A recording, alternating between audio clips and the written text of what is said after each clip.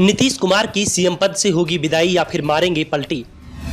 तेजस्वी यादव को राज्य की कमान सौंपने का नीतीश पर बढ़ा दबाव। लालू यादव के दबाव में दिखाई दे रहे हैं बिहार के सीएम। बिहार के पूर्व मुख्यमंत्री और आरजेडी सुप्रीमो लालू यादव हमेशा से अपने मजाकिया अंदाज को लेकर जाने जाते रहे हैं। उनके ठेठ और देहाती अंदाज को ही सुनने और देखने के लिए लोग उनकी रैलियों में आते हैं। स्वास्थ्य कारणों और चारा घोटाले के चलते लालू यादव लंबे समय तक सक्रिय राजनीति से दूर रहे थे। वैसे कई और माध्यमों से वो पार्टी के नेताओं और विपक्षी खासतौर पर कांग्रेस नेताओं के संपर्क में बने हुए थे, लेकिन अब एक बार फिर लालू यादव सक्रिय राजनीति में एक्टिव हो चुके हैं। राजद सुप्रीमो एक बार फिर से राजनीतिक मंचों पर नजर आने लगे हैं और अपने पुराने अंदाज में ही विरोधियों पर निशाना साध रहे हैं।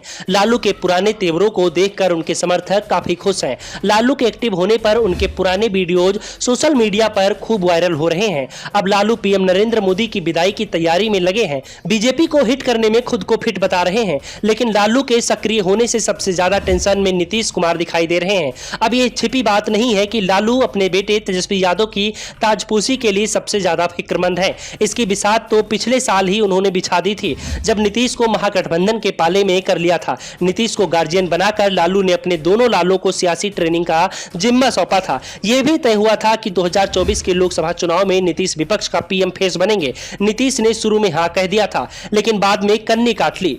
हालांकि नीतीश ने इस बीच साजबाज जरूर दिखाया था कि 2025 का विधानसभा चुनाव तेजस्वी के ही नेतृत्व में लड़ा जाएगा, लेकिन लालू को नीतीश पर भरोसा नहीं है। खासतौर पर नीतीश की पलटने की आदत से लालू हमेशा सतर्क रहते हैं, इसीलिए इस बार वो ऐसी कोई गलती नहीं कर रहे जिससे नीतीश को मौका मिले। अपने परिवार के लोगों को भी नीतीश के खिलाफ बोलने से सख्ती से इनकार किया है, तो वही पार्टी को भी इस मुद्दे पर चुप रहने की सलाह दी है। लेकिन लालू जितनी जल्दी हो सके तेजस्वी को सीएम के रूप में देखना चाहते हैं। नीतीश की पसंद से उन्हें विपक्षी एकता का काम सौंपा गया। नीतीश ने पहले ही पीएम की रेस से खुद को बाहर कर लिया था, इसीलिए उनकी पहल का सबने स्वागत किया। पटना में पहली विपक्षी बैठक कामयाब रही और ये तय माना जाने लगा कि नीतीश कुमार विपक्षी मोर्चे के संयोजक बनेंगे।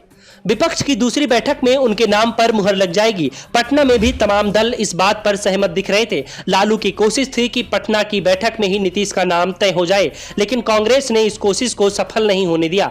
लेकिन विपक्षी दलों की दूसरी बैठक नीतीश को वैसी तरजीह नहीं मिली जैसी उन्हें उम्मीद थी।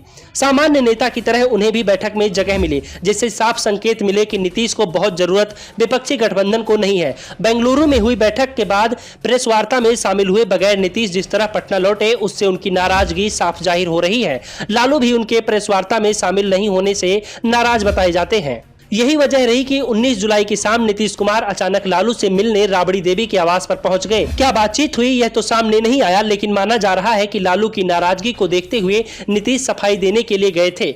इस बीच ऐसे दो मौके आए जब नीतीश कुमार अचानक अपनी पार्टी के राष्ट्रीय अध्यक्ष ललन सिंह और वित्त मंत्री विजय चौधरी के आवास पर पहुंच गए। आमतौर पर जब भी नीतीश को जरूरत हुई उन्होंने इन नेताओं को अपने आवास पर बुलाया है। ऐसे में नीतीश के मन में क्या चल रहा है कोई भी बताने को तैयार नहीं है, लेकिन इतना तो तय है कि वो परेशान दिख रहे हैं। तेजस्वी की ताजपोशी का दबाव उन पर है। लालू यादव अपने बेटे को सीएम बनाने की हड़बड़ी में दिख रहे हैं, तो नीतीश की पीएम बनने की इच्छा पर कांग्रेस ने एक तरह से वीटो लगा दिया है। सवाल तो उठ रहे हैं कि क्या नीतीश फिर पलटी मारने की तैयारी कर रहे हैं। Bureau report, the such India.